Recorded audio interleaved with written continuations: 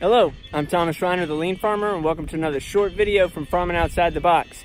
Made multiple improvements to how we do one of the processes on the farm, so check this out. So we have spring water.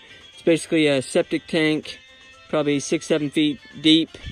Water runs out from under the hill, fills up the spring box, and then gets pumped via black pipe up to the house.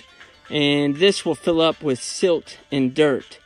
So we have to pump out that silt and dirt probably twice a year, and we've made some improvements. So this is how we originally cleaned this out. We took this shovel with an angle, had to maneuver it down inside, drop it down in the bottom, and then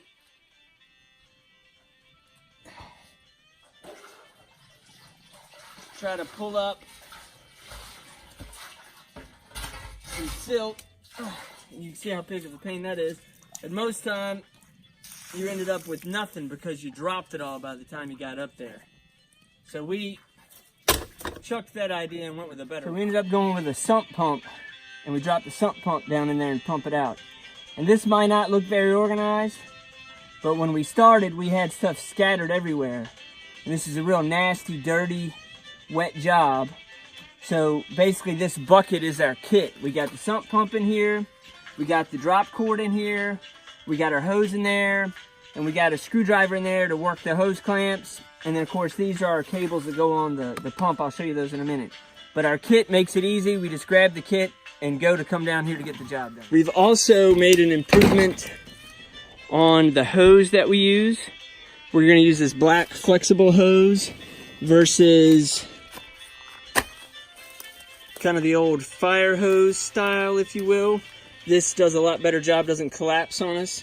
So we just pull down here with the generator in the back of the truck, fire up the generator, pull out our necessary tools, hook up the hose, and then drop it over in there and start pumping out all the silt.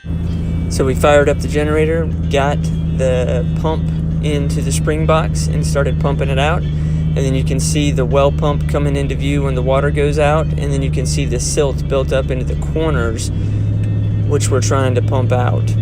And because the generator was so loud, this time one of our improvements was hand signals. A thumbs up meant we had good water flow, and a hand straight up and down meant that we had lots of silt coming out.